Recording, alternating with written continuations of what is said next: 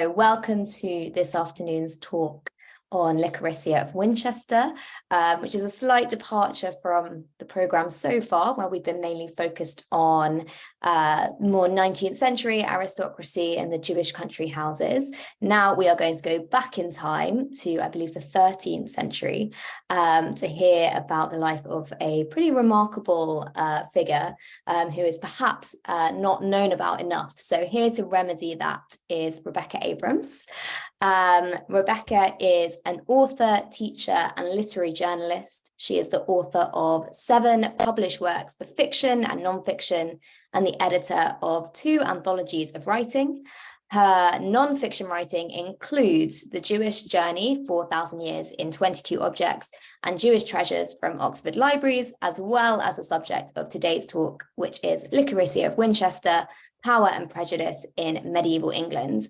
Rebecca has taught creative writing in schools and universities for over 10 years and has contributed to the national press for over 30 years and is a recipient of an Amnesty International Press Award. So here to talk to us today is Rebecca Abrams. So without further ado, I'm just going to replace you on the spotlight and for you to give your presentation. Thank you, Emma, and thank you to Jewish Renaissance for inviting me to give this talk today. And thank you to all of you who are out there or in here, in this box, listening. It's really very nice to be here. Books begin in many ways. If we go to the first slide, Emma, that would be great. And this book, I think this is the cover of the short biography I've written of Licoricia of Winchester, and this book in a way had a more unusual beginning than most. It began with a statue. I was approached in early 2020, before we'd even thought about pandemics, by the charity the Licoricia Appeal. And what the charity was doing was had already raised a lot of money to make a statue of Licoricia, or in honor of Licoricia, and they approached me to ask if I would write a short biography of her to accompany it. And of course, then I'm really, really sorry about this, but I had told builders next door to be quiet, and they've decided to start taking down scaffolding. So I have to just ask them to stop. If you could just hang on one moment, I'm really.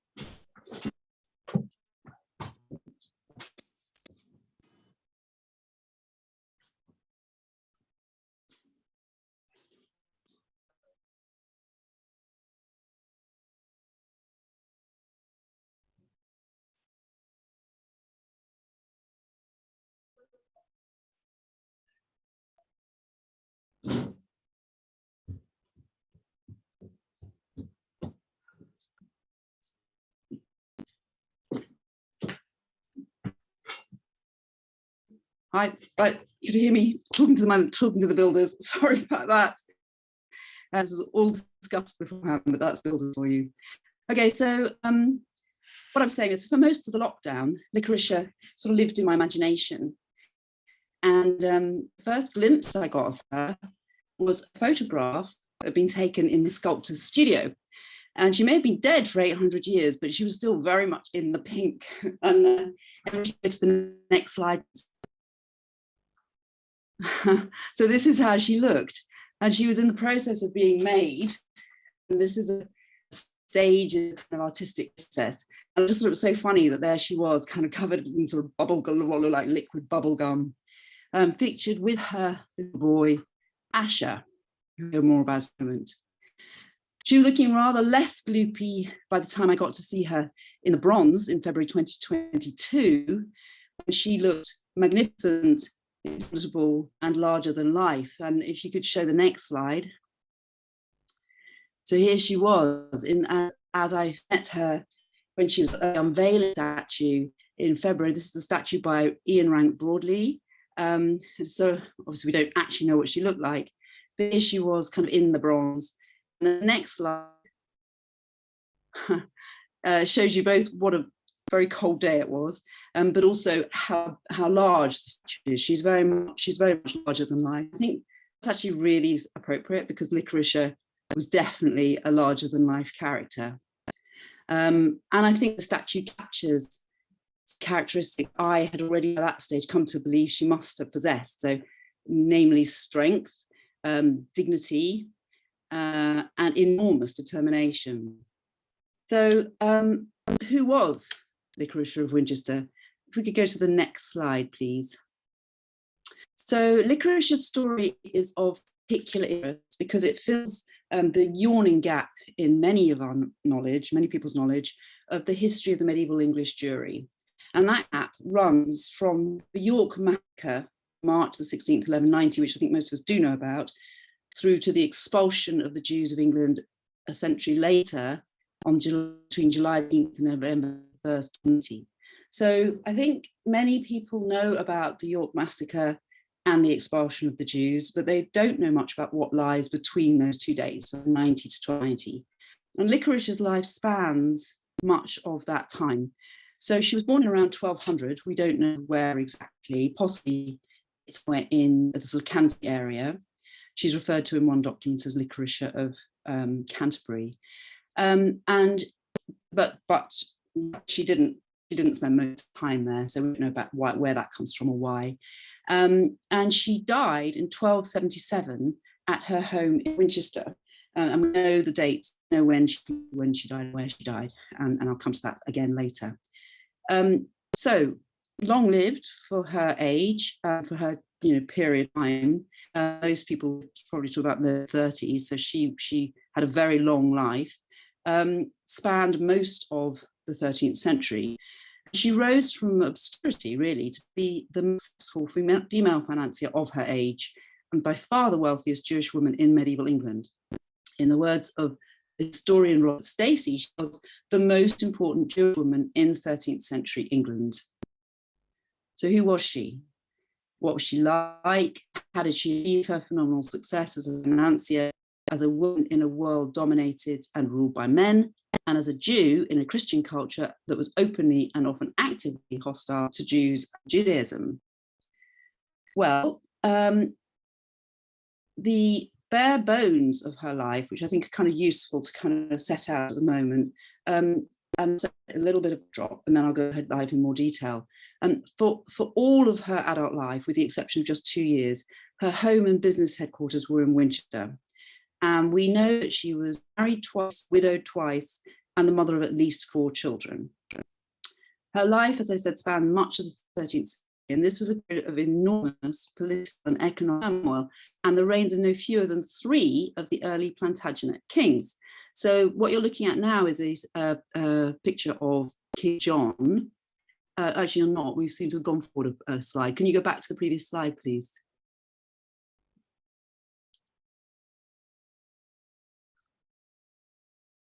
Yeah. So this is the picture of King John out hunting. And Licoricia was probably born during the reign of King John, which lasted from 1199 to 1216. King John was a disaster for the country.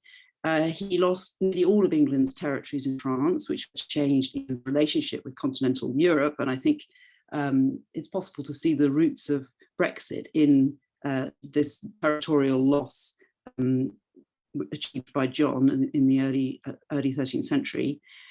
He fell out also with Rome so badly that the whole of England was excommunicated for 7 years, and many of the senior clergy fled abroad for safety. And he fell out with his nobility so comprehensively that he unleashed a civil rebellion, which was the First Barons' War of 1215 to 17, which led to London and parts of southern England for a time falling into the hands of the French. It's kind of hard for us to kind of get our heads around it, really. We haven't been invaded since then, but we were invaded by the French during the First Barons' War, 1215.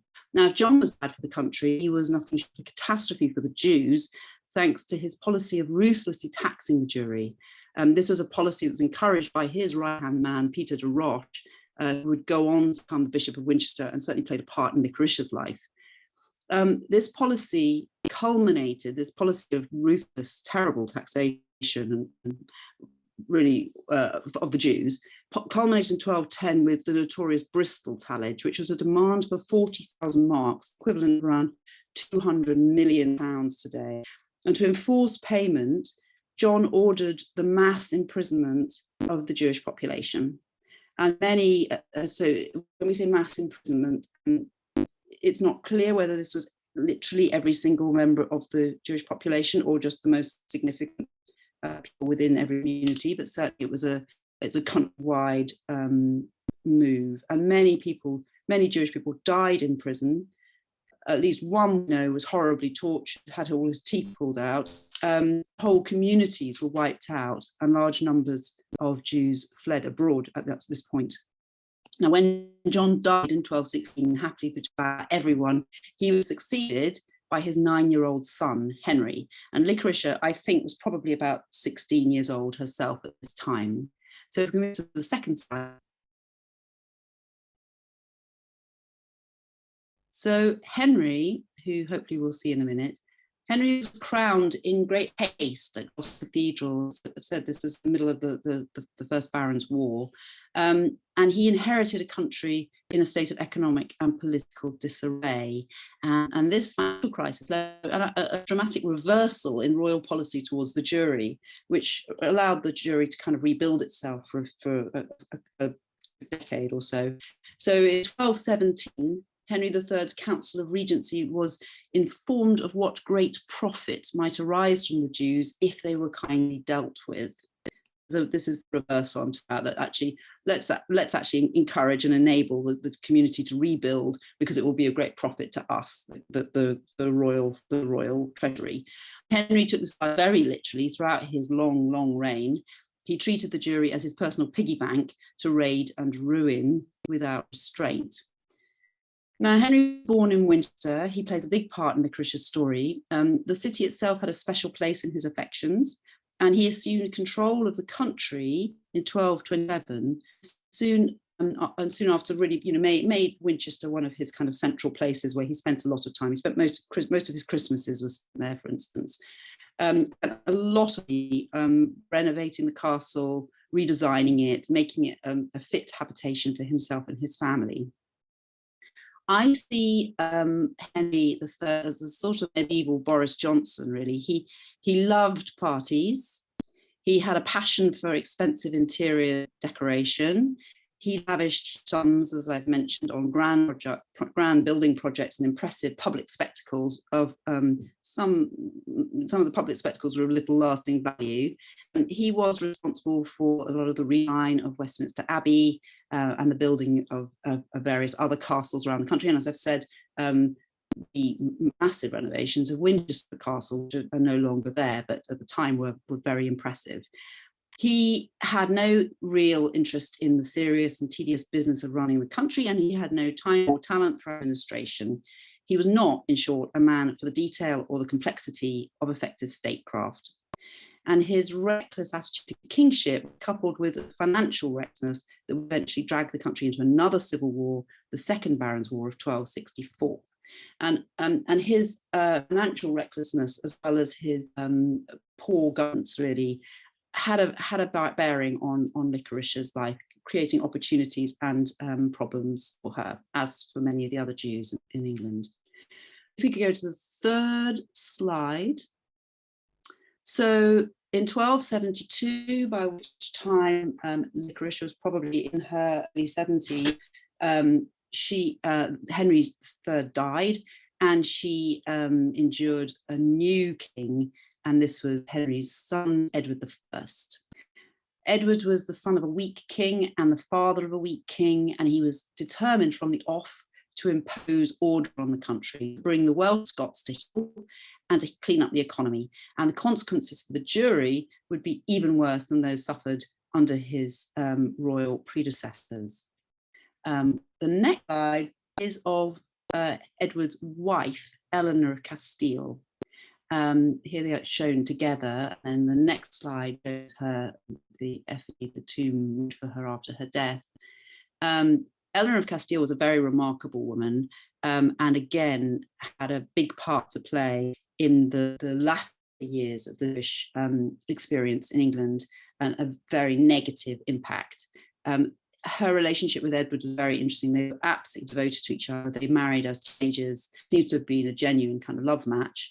And they were inseparable, really, for all of her life. She died at the age of 49, having 16 children, and only a handful of whom survived. So, her life wasn't exactly easy, but she was one of the worst offenders in how she treated the Jewish moneylenders and how she viewed the Jewish population of England generally, but we'll come to her later. So much for the royals. Now, what about the Jews of 13th century England? Where did Licoricia fit in this kind of the Jewish world? Well, here we can see a map of the English Jewry. The Jews came originally from Normandy at the end of the 11th century, and they started moving to England at the invitation of William the Conqueror, soon after the Norman conquest of 1066.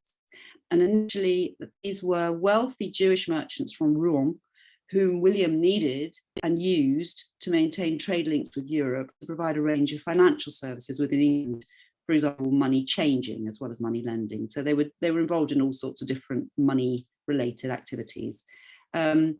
There was a lot of money had to be changed currency at the ports when it came into the country, and the big fairs that were run around the country were not just income generators for church, they were also really important sources of mercantile business, and Jews played a very important part in that money donation that was going on in those fairs, as well as in other places. Now, so to begin with, Jews restricted to London.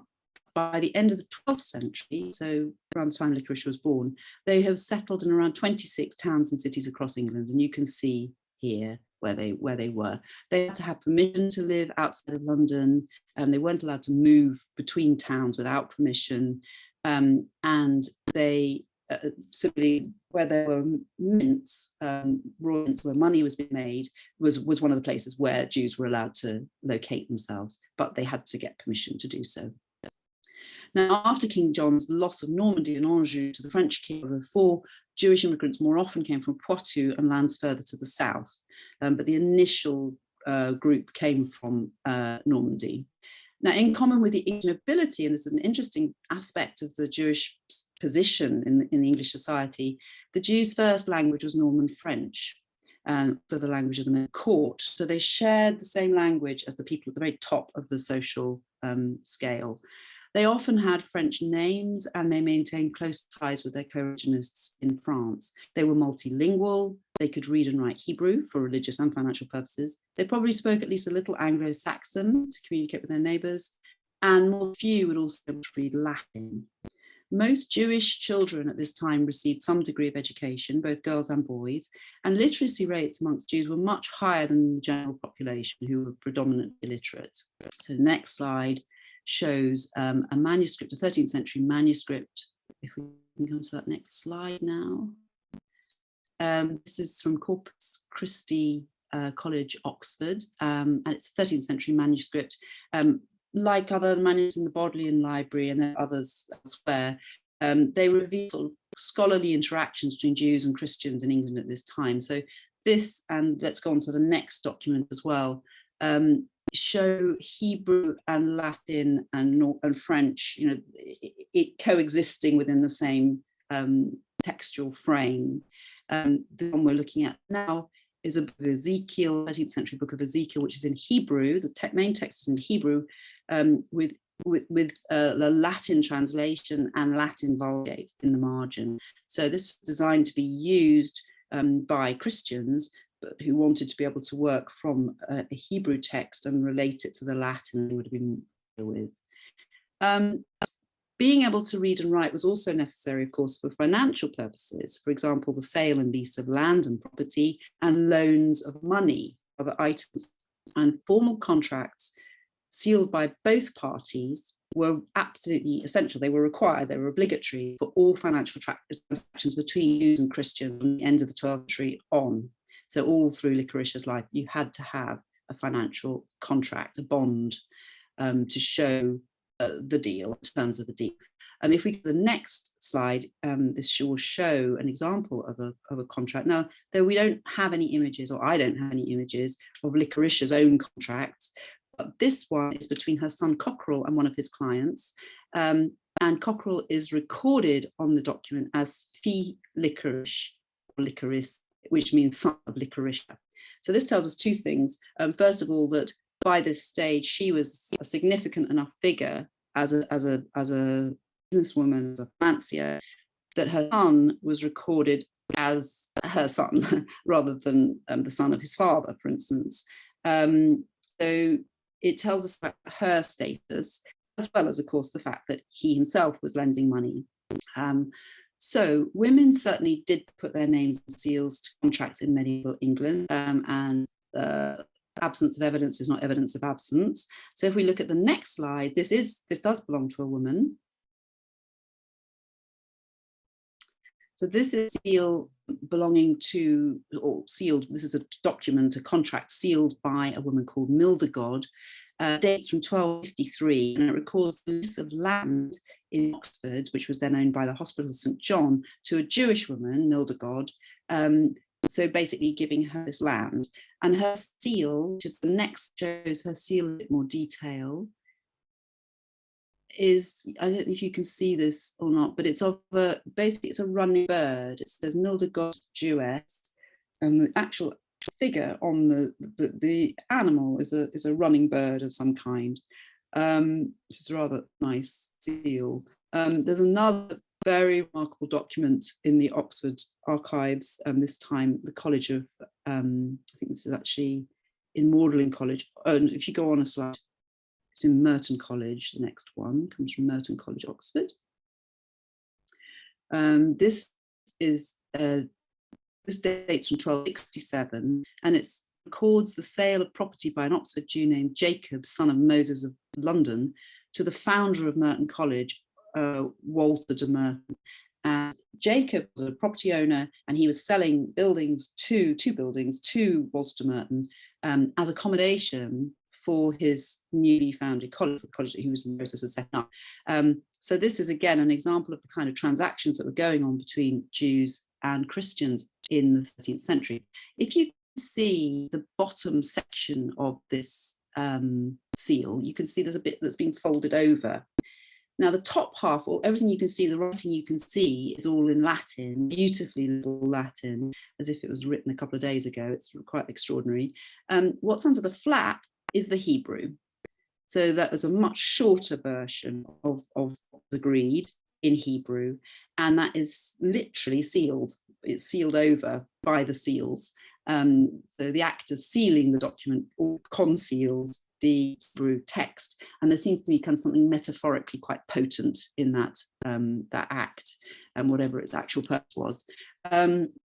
So that's what I said about literacy is quite important, because being able to read and write Hebrew and be able to read and understand Latin was obviously quite an important part of being really top of your business deals. So we can assume that Licoricia had similar kind of knowledge and was signing similar contracts. There's close up of Jacob's seal in the next slide, which is interesting, and it shows, it's a very unusual seal. It shows a heraldic beast which appears to be a griffin, with the lion's ears and beak, but it lacks the wings of the griffin. So it's quite odd. It makes me wonder, maybe it's a seal of his own designing, and perhaps it was intended to confer status and legitimacy on his business transactions. I don't know quite. If anybody out there does know, I'd be interested to hear from them. But it's unusual. It looks initially, you think of lion of Judah, lion rampant kind of references, but it's not. It's got something. It's a sort of a mythical creation as a construct. Okay, so just a few more little bits and pieces about what we know about the Jews at the time, which would have been relevant to Licoricia. Recent excavations in Oxford have found strong evidence for the first time that medieval English Jews observed Jewish dietary laws. Some of you may have seen the article I wrote to JC about that. The Oxford excavations found no evidence of forbidden foods or the mixing of milk and meat in cooking utensils or in food remains in areas of the sites where Jews would have lived in the Middle Ages. While the rest of the English population of England was heavily reliant on pork in its diet at this stage, the Oxford Jews consumed prodigious quantities of goose and no pork whatsoever. And the same was in all probability true for Jews throughout the country. Social status, hard to know exactly. Most English Jews were very poor. About 50% fell below the threshold for paying taxes. But we do know that Jews were slightly healthier than the general population.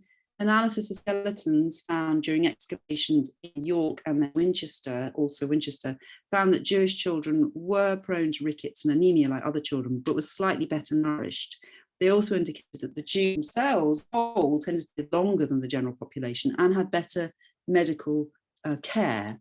Their broken bones, in some cases, had been reset with considerable skill. Occupations, what do we know about their occupations? Well, they were seen to have been surprisingly diverse. I mean, there's a very common misapprehension that all medieval Jews were moneylenders. That's not true at all. We know that there were doctors, there were midwives, there were shoemakers, there were butchers, there were bakers, there were teachers. There's even a recorded crossbowman working for the king. Only around 1 in 100 Jews in England in the Middle Ages were moneylenders. 100, and most were low-level pawnbrokers. So only a tiny number of the 1 in 100, the 1% who were doing money, were doing significant scale. Around 10 to 15 families at any one point were serious bankers. And of course, in the 13th century, that most certainly did include Licoricia. So let's turn now to Licoricia herself. As I said, for most of her long life, with the exception of just 2 years, her home and her business quarters was based in Winchester. She first appears in the records in 1234, when she's recorded as being her client, Hugh Sansever, is being let off a loan that she's made to him of £100. Now, £100 is a lot of money. It's enough to buy, Sam Bartlett has calculated, it's enough to buy a fully fitted brand new ship in the 13th century. So it's a large sum of money. There's a real question mark here about how she came to be in a position to lend this much money by 1234, given that the document also records that she was by this time a widow. Now, she had married somebody called Abraham of Kent.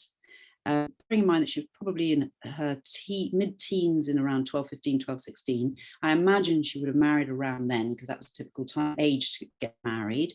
And so based on the births of her sons, who we know kind of when they come along. So sometime between 1216 and 1225, she's married this man called Abraham of Kent. They are living in Winchester, and they've had 3 sons. Cockerell, who you've already met in his lease, and then Lombard and Benedict. It's actually Cockerell, Benedict, and Lombard. And in 1225, we know that Abraham was arrested and charged with the murder of a Christian child. He was arrested with several other Jewish men from the Winchester community. And we don't then hear any more at all. We don't know what happened to him after that arrest until 1234, when Licoricia is described as a widow. So he died at this point. He died at some point between 1225 and 1234. We don't know if he was executed as a result of the arrest and the trial, or whether he died from some other cause. The consequences, though, for Licoricia, that by 1234, she was on her own. She didn't remarry. She just doesn't have a husband. She does have 3 children to support. So the question is, how did she make her money? And the answer, I'm afraid, says we don't know. She may have received support from another important Jewish woman, female Jewish manager in Winchester at that time called Cara, or she might just have kind of worked her way up, making increasingly kind of lucrative transactions. What's interesting, though, is that from the 1230s on, she seems to have been a regular at Henry III's public courts at Winchester Castle, and the slide you're looking at now is the Great Hall in Winchester, built by Henry, at which he held his public courts. It would have it would have looked pretty exactly the same, pretty much. I mean, there's no reason to think it hasn't changed since Licoricia's day.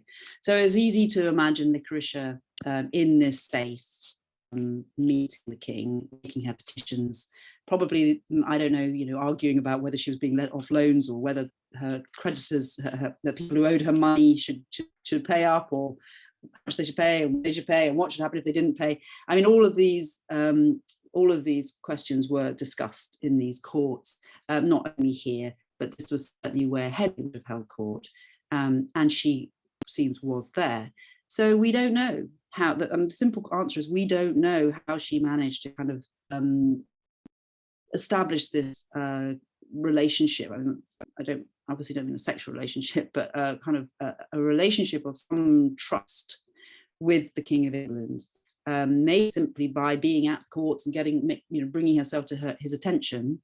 But she must have been also a successful, effective lender. She must be good at her job, because certainly she was lending at a high level by the end of the 1230s, and she had clients and customers all over the south of England, so extending into kind of 9 or 10 counties, so at a peak.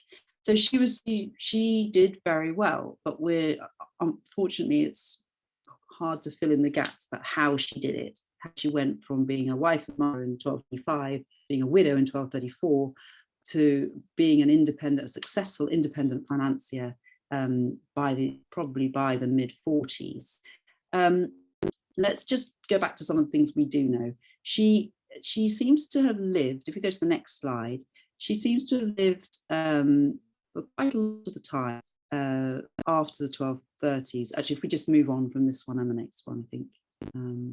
Thank you. Yeah, this is a depiction of a Jew time. So, okay, let's just stop with this one.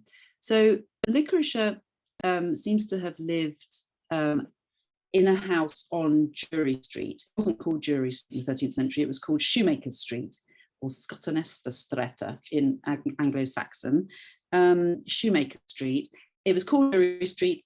It was renamed Jury Street after all the Jews of England were expelled in 1290. So, but probably because that was the street where a lot of Jewish people lived. So it's named in memory of people who lived there, possibly in the way that, oh yeah, that's the street where the Jews used to be, not as an honouring of them, but just as yeah, that was. So and possibly it was called Jury Street at the time, although its official name, as I said, was Shoemaker Street. Now, where exactly did she live? Well, what you're looking at now is a slide which shows the back of her, what may well have been one of her house. One of these houses may have been the site of her house, because at some point she moved into the house which housed the synagogue. Now, synagogues in the Middle Ages were usually, they could either stand alone building or a room in a private dwelling, but they were generally set back from the street for both privacy and safety. And in the case of Winchester, we think the scholar, as it's called, the synagogue, was situated behind the scholar master's house on Jury Street. And the site of this house is now a shop aptly named Consortium. The site itself, though, was on what we're looking at, which was a plot of land which was attached to the house, and today is the car park of the equally aptly named Rothman's Accountants. Rothman, this is me kind of thinking in sort of funny ways, but the Rothman is interesting because, of course, Rothman means red man, and Jews, as you saw fleetingly from that previous slide from Winchester Cathedral, medieval Jews were often presented as red-haired. So it seems kind of quite appropriate that the people who now own the scholar once have been is Rothman's Accountants. Anyway, moving on. So for much of the 13th century, Jews were officially banned from building new synagogues, and they were prohibited from making noise in their services that was audible from outside. That doesn't mean they weren't doing either of those things, but officially they were banned from doing them. Now, we don't need to ponder the thinking behind this program for too long before arriving at some quite obnoxious attitudes towards Jews. And of course, it also explains why medieval synagogues were usually tucked away behind, inside, or underneath another property. Discretion and safety were two sides of the same coin. So, if we go to the next slide, please.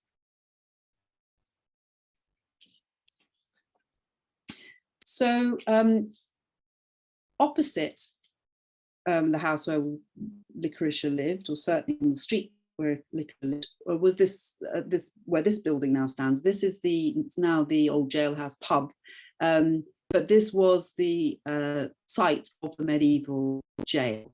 There was also a Jews' Tower, was another jail which was in the Winchester Castle, but that was later. But this was initially the jail, the site of the jailhouse.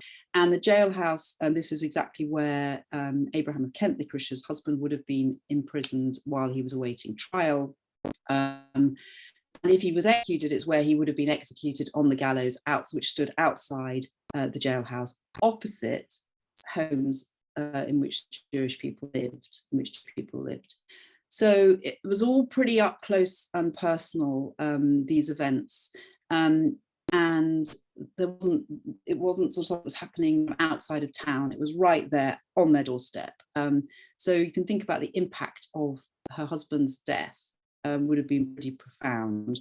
In the early 30s, around the time that she's pronounced a widow in these records, there's another terrible kind of scandal and tragedy engulfs the Jewish community of Winchester. The scholar master dies, and his brother, who's called Pinquez, Abraham Pinquez, takes over. Pinquez seems to be very unpopular with Christians, who decide to go for him, and he is pursued on 2 charges. First, a child murder charge, and then when the mother of the child confesses to having killed her own child, he's then let go, but then he's arrested again shortly after on theft, and then they execute him. And we do know that Pinquez was executed here outside the jailhouse, which was pretty much opposite where the synagogue, the scholar master's house, was.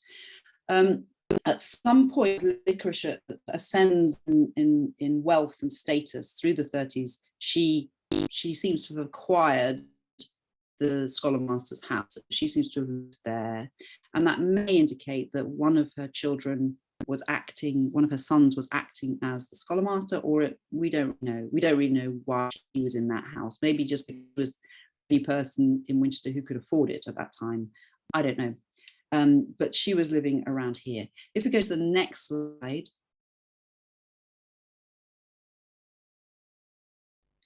So there's a big change occurs in Licoricia's life. She has resisted remarrying, and I think that's so really interesting. It tells us that actually, as an independent single woman, unmarried woman, a widowed woman, she had quite a lot of freedom, and she was hanging on to it. There's no question that she would have been under pressure to remarry, because she had money and she had fertility, because she had 3 sons who survived adulthood. So she would have been very desirable as a wife, as a marital wife, but she resisted that completely all through the 30s. So there's no indication that there were any kind of marriage matches on the table at all. And then what happens throughout this period, the king is taxing the Jews pretty heavily, and Jewish taxation is an absolute nightmare. Not just John, all of the kings of England do this. It causes untold sort of misery and problems, because the tallagers don't bear any relation to the wealth of the community, and often there just isn't the money to pay the taxes, the tallagers. So in 1239, the Jews are ordered to pay, there's something called the crisis of the third. The Jews are ordered to pay a third of all their money, debts, chattels to the king. And the archichests, which hold the contracts, are closed, and all the Jews are ordered to remain in their towns of residence for a year. They're not allowed to move outside their towns. It's a lockdown. Interest charges on Jewish debts are frozen from June to Christmas of that year. And what we're looking at is effectively a poll tax, which led to dramatic lowering of the taxation threshold, which now included even very poor families who previously escaped taxation. And the result was absolute panic throughout the Jewry from top to bottom. Now, in January 1241, so a couple of years, this has all been going on, not much more, as the matter hasn't been resolved, money hasn't been paid. A writ is sent to 21 sheriffs to inform them that the King of England, Henry III, And I'll just read you the quote to give you a flavour of how business was done in those days. "The king commands you, as you love yourself and all yours, and so that we do not most grievously seize upon you by force, that you cause to come before us at Worcester on the Sunday next before Ash Wednesday 6 of the wealthier and more powerful of our Jews of each community, to speak with us of your utility as of ours, knowing that unless you come at the foresaid time, we will so aggrieve you by your body and chattels that you will forever feel our hand immoderately." Words, not much choice in the matter. So what happens next is really interesting. More than 100 Jews assemble at Worcester that spring. There's some are set up to the richest magnates, the Jewish financiers, and some to represent the rest. And they basically have to thrash out who's going to pay what. The meeting is called to negotiate the size of the taxation, which is a huge amount of money, 20,000 marks, but how it's going to be distributed. And amongst the people assembled, there is a man who will become Licoricia's second husband, David of Oxford.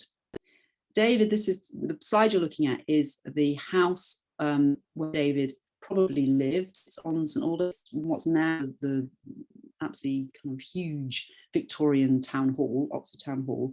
But this building was there until the 17th century. Large, rather beautiful stone building. It would have had stone vaulted cellars. In fact, one of the stone cellars is still there. You can still go and look at it. And David was a communal leader. He was banker to the royal family and the nobility. He was one of the richest Jewish men in England. And he was scholarly. He had a library of really rather important books, some of which later ended up in the King's Library. And he had a wife called Muriel, but he had no children. So this was an extremely wealthy man, had no heir. And this was a problem because when he died with no heir, his huge fortune would all be moved straight to the crown. So David was probably interested in establishing someone to inherit his money so that some of it could remain within the Jewish community. And I don't know, nobody knows when Licoricia and David met, but something happened which meant that Licoricia decided it was time to stop being a single dependent woman and come and marry them. I think maybe they met at Worcester because as major magnates, it's likely they would both have been there. In any case, 1241, you had the Worcester Parliament, this gathering of the Jews. In 1242, David applies to the Bethdin in Canterbury to ask for permission to divorce his wife Muriel. And the Bethdin, even though his wish for a divorce contradicts the ruling of the rabbis at this time that a woman should not be divorced without her consent, the Bethdin does give its consent to divorce. Muriel is absolutely furious, quite understandably, really, and puts up a major fight. She then takes her appeal to a higher authority, which is the Paris Bethdin. As I said, there are quite close connections between the Jewish community in France and in England. They were sort of two halves of one community. So Licoricia goes above the Canterbury Bethdin. She goes off to Paris, where she sends her friends and her allies off to Paris. And her appeal is interesting because by going to Paris, she's doing two things which challenge the basic principles on which the English Jewish community presence in England is reliant. One is the crowns, one is the insistence that the Jews and all they have are the kings. So the Jews were seen as the king's property and all that they had was seen as the king's property. The second is the Talmudic thing that the law of the land is the law, dina dima kota dina. So the law of the land is the law. You can't change the law of the land in which you're living. Those are the basis. Those are two principles of the basis on which the Jews are allowed to be in England and are tolerated in England and are under the so-called protection of the King of England. Muriel was challenging that by going on to Paris. What's happening in Paris at that time, 1240s, is that Jewish books are being banned and the Talmud is being burnt all across France. So it's a pretty difficult, tense time for the Jewish community in France. Nevertheless, the Jewish Beth Din overturns the ruling of the Canterbury Beth Din. David can't divorce Muriel. At which point, we don't know quite what happens, again, whether David or Licoricia have active part in what happens next, but certainly what happens next we do know, which is that Henry III decides that no way he's going to be told what to do by the Jews of Paris, and he intervenes and he orders that David of Oxford is not to be coerced by the Jews to take or hold any woman to wife except of his own free will. In other words, David can marry who he likes and divorce who he likes. So take or hold. So he and Licoricia duly get married, and Licoricia then has moves to Oxford, and where she would have been living in this house as well, in what's then called Fish Street. She was the first lady of the jury. Her combined wealth with David's was immense. They were an absolute power couple, medieval power couple. A year later, she has a year later, she gives birth to her fourth son, Asher, who's always called Sweetman, Douceman. And then in 1244, David suddenly dies, and we don't know why, whether it was just a heart attack or whether he was ill or what happened, but he dies, and it seems to be very unexpected. And the death of Licoricia's first husband left her with no money, and the death of her second husband leaves her with much too much money. And very soon after David's death, Licoricia seems to have been arrested by the king, who was, we remember, was her patron. She was regarded as her patron. She taken off to the Tower of London, and she is kept hostage in the Tower of London for the next 8 months. And she's just had a baby. The baby's with her, or has been sent to a wet nurse, or what, but it must have been, so she's had a baby, lost her husband, and now she's in prison. So this is not a good time in Licoricia's life. She's gone from everything to everything being in jeopardy. So she spends 8 months in the Tower of London. Can we go to the next slide?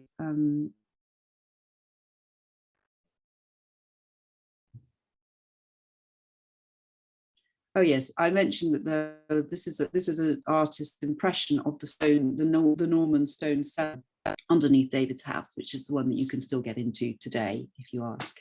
And if you go to the next slide.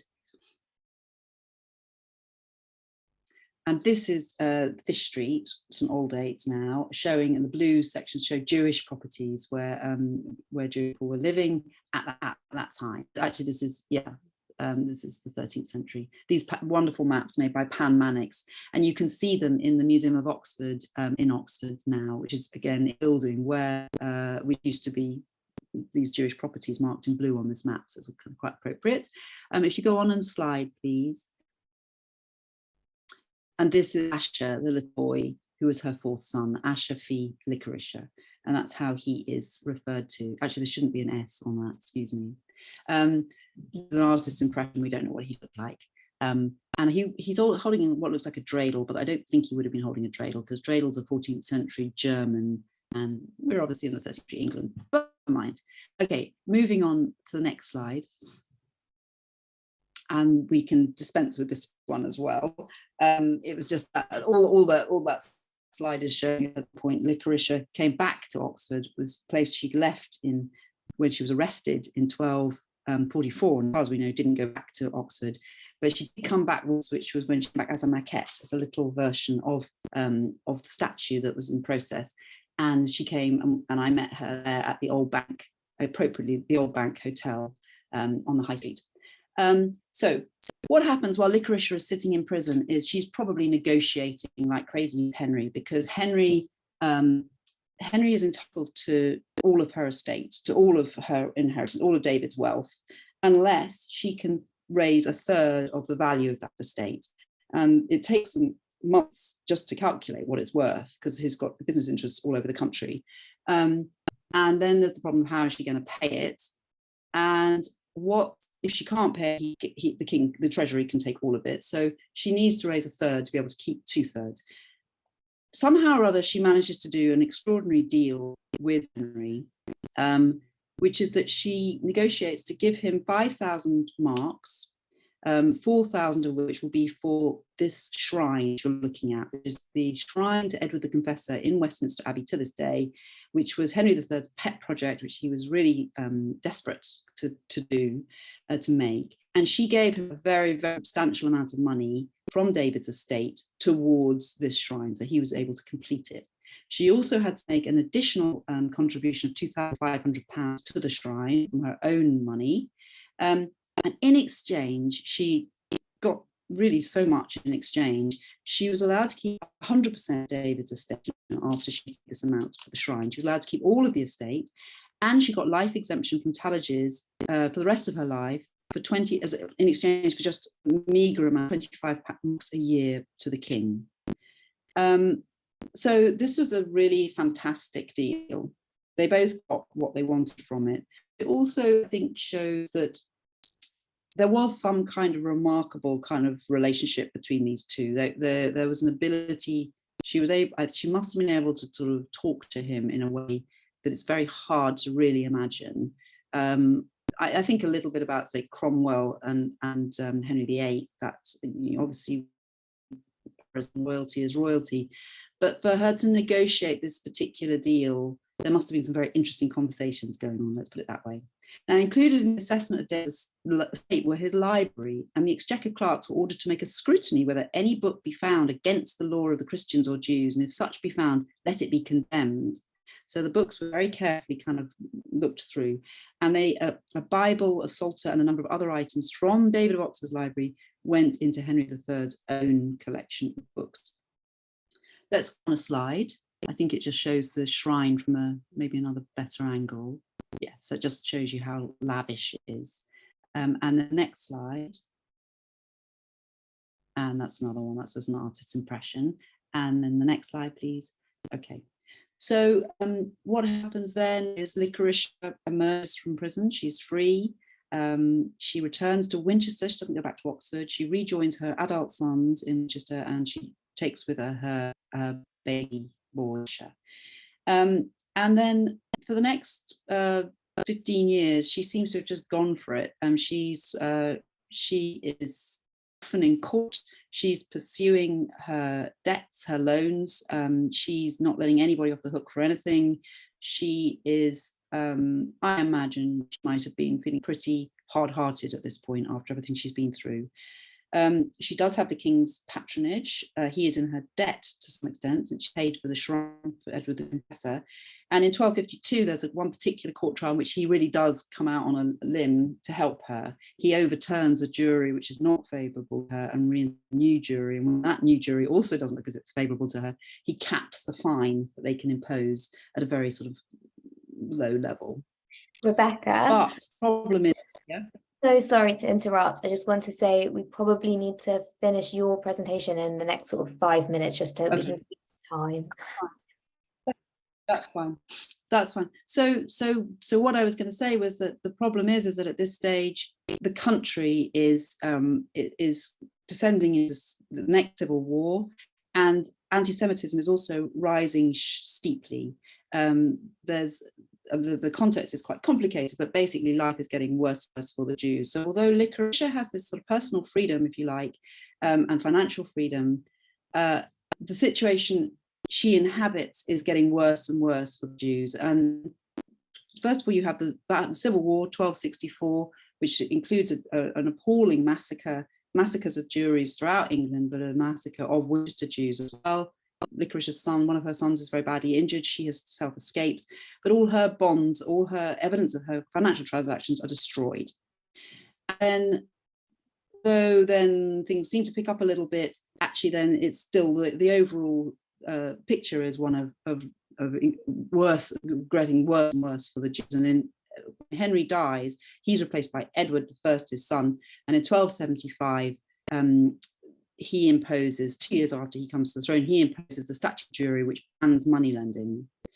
So 2 years after that, there's the coin clipping trials, which is a terrible pogrom in which hundreds of Jewish people are executed, arrested and executed, and it's including one of Licoricia's sons and grandsons.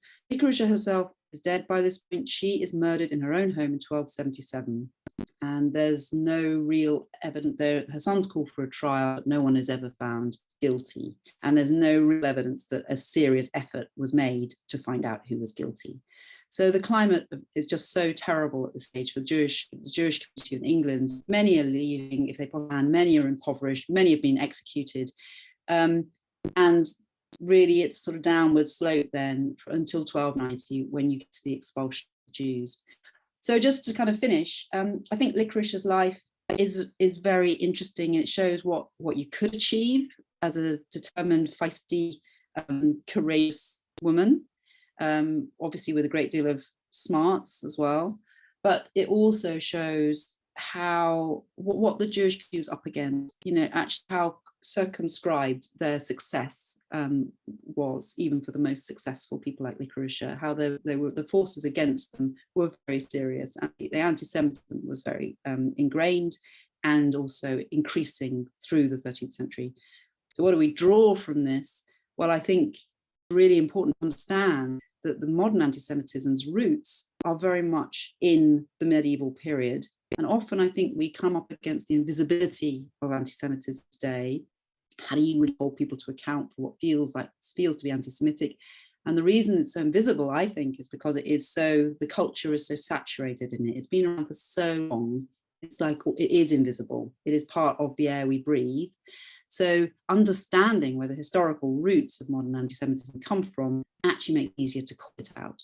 So attitudes about Jews and money, attitudes about Jews and blood and murder and ritual sacrifice, these are all myths, really, stereotypes, caricatures, mythic elements of Christian thinking that really gained agency and purchase and potency in the Middle Ages, and we know how they ended. So I will call it a day there, and thank you very much for listening. And if we have any time for questions, Emma, or whether we're out of time.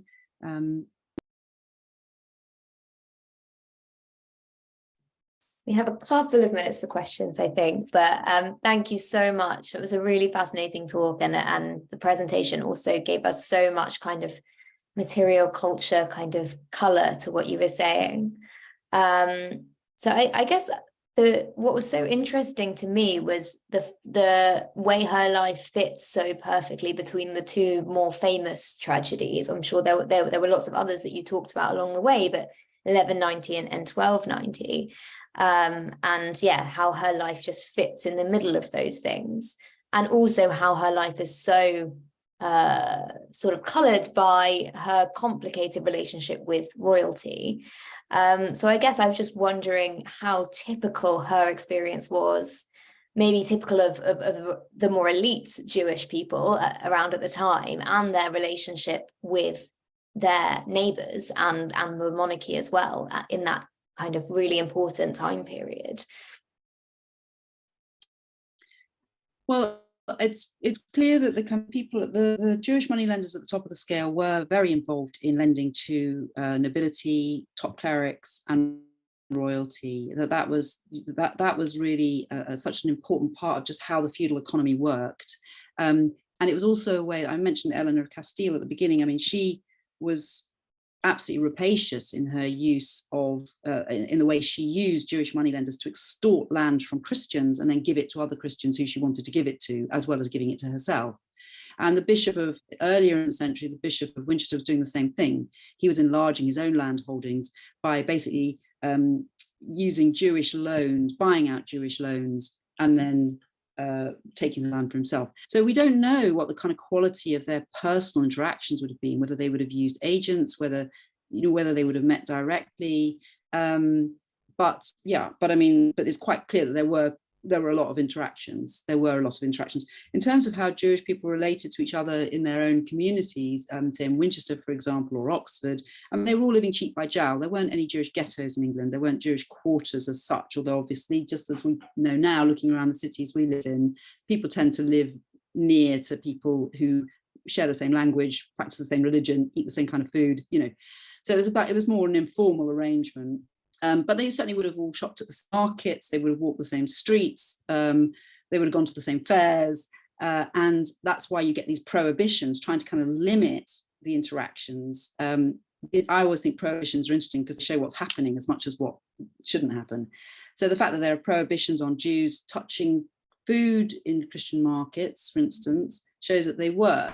The fact that there are prohibitions on Jews having Christian servants shows that they did. And in fact, we know with Licoricia, the person who was murdered alongside her was her maid, was her Christian maid, Alice. So even though she shouldn't have had a Christian maid, she did. And we know that people were still building synagogues after the synagogue ban was in place. So they lived cheek by jowl, and they would have known each other, and they would have interacted. There's no way you could live in those spaces without a lot of interaction. And we also know they went to each other's parties. You know, there's cases of Christians being reprimanded for going to Jewish weddings and and Jewish parties and celebrating with Jews. So there's a lot of interaction, but it's not documented very much, and there's not much documentation of it. But it just would have been. We can kind of infer it from other rulings. And I guess. I think one other thing is there is something very interesting about the language, that in a way the fact that the Jews had this French association, strong French association, would have allied them in ordinary people's minds with the upper echelons of English society. I think that's an interesting complexity about how they were perceived by different people in different strata of English society. And I think it's so interesting how, people, I don't think you would imagine that fairly new immigrants would have this really close relationship with the upper echelons, and language is obviously the kind of doorway in. But the very obvious kind of symbol that you draw attention to is the monument in Westminster Abbey of how prominent Jews could be. And I guess it's interesting to me, like, this is not necessarily a moment of pride for Licoricia. This is her ransom that paid for the monument. So do you see this a link between the kind of pride and humiliation of her, and also, whether that comes from antisemitism, misogyny, or whether it's just simply he wanted a monument and she had money? Do you think there's a more kind of political or cultural thing going on? Well, as I said, I mean, the fundamental position was that the Jews belonged to the king, and everything they owned belonged to the king. And so he kind of regarded it his money anyway, presumably. So there was in a way within his mental frame. It was a sort of negotiation that had to be gone through, but it was all his anyway. So that's one thing. In terms of how it was perceived by Jewish moneylenders themselves and by the Jews themselves, I mean, I think they would have been very conscious because of the accusations of murder, because of the kind of the generalist sort of ideas that Jews were up to all sorts of kind of strange and weird things. I think the anti-Semitism that was just part and parcel of Christian thinking would have been something that medieval Jews were very conscious of, because it had very real ramifications. In 1255, for instance, 100 Jews from Lincoln were arrested, and I think around 19 of them were executed on a blood libel charge. Again, murder of a Jewish child. There was no evidence that there was never any evidence they did any of these things, but people actually lost their lives. People were widowed, children were orphans, people's belongings were confiscated. I mean, these were real life consequences.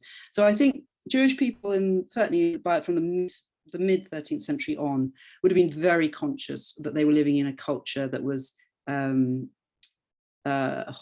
hostile towards them, and increasingly hostile towards them. And so there's the religious anti-Semitism, there's the financial, economic oppressive attitudes and activities, the taxations and the fines and all the rest of it, and the idea that they're there to be used. But the third element, which we haven't really talked about so much, is that what's happened politically in England at the time is this formation of an English identity, which is very hostile to foreigners, to aliens, as they're called. And the Jews would have been associated with that alien group. Mainly, they were talking about the English nobility who'd been brought in by the French queens. But the Jews themselves were also part of that foreign element. They weren't English, they weren't Christian. So they were getting it in the neck in three directions. And I think, how do you feel good about yourself in a society in which you are perceived as loathsome, is a real problem. I mean, I think the accommodations that people make, the way the Jewish people make, the way that all groups live with prejudice and hostility and persecution is very, very difficult, and it varies from one individual to the next. But I think it certainly is an accommodation that would have been made, that people would have actually had to think about this. It wasn't something you could just ignore, because the places where Jews lived were quite small, close-knit, and they were impacted on a very, very regular basis. Every 2 years, there was another Jewish tallage. So there was no getting away from it. The legislation, every decade of the 13th century, there was hostile legislation, anti-Jewish legislation was brought in. So you couldn't ignore this stuff. So yes, I think it's a really, really important and interesting question, Emma. I think what you said about, Jews as being seen as part of the kind of to kind of as xenophobic attitudes and whatever, Jews being seen as part of the migrant sort of class is interesting, or group is interesting, and definitely has echoes in today's anti-Semitism. I think we probably won't have time for more questions. I know you could go into more detail on that topic, but everything that you just said has real kind of echoes, I think, in what's going on today, and the hostility towards people coming from other places, but as well people who have come from other places, which is I think there's so many echoes in from medieval times to today that people are not so aware of in British society. I think just one thing I would like to say is particularly kind of poignant when you think that from 1290, the Edict of Expulsion was the 18th of July, which is Tisha B'Av. And so it was a very political moment to issue that decree. And they had to leave by the 1st of November. And I was thinking about this the other day, these people, the remnants of the British community fleeing and cramming into these small boats to get across the channel, leaving England, but, being expelled from England and not knowing whether they were going to be, what was going to greet them on the other side of the channel, whether they were going to make better lives for themselves, but just wanting to, get to a place of safety.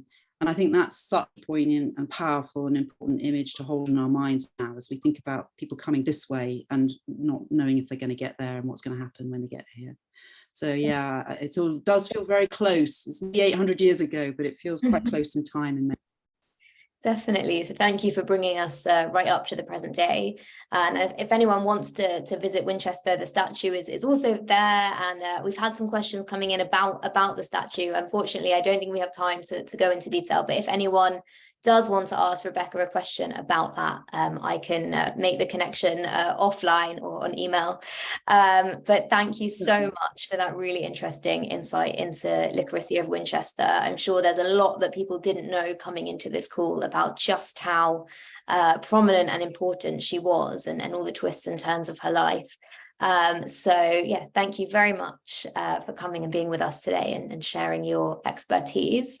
Moving on with our series, next week we are also on Zoom. We have Monica Bohm-Dukan, who is going to be talking about the Chagall stained windows at Chudley. So a very different topic. But this is to prep us for our visit to Ightham Moat and Chudley on the 21st. I'm going to put a link in the chat with more information about those upcoming events, but we hope to see you at many of those. And thank you very much again, Rebecca, for being with us today. If people want to unmute and show their appreciation, feel free to do that now if you'd like to.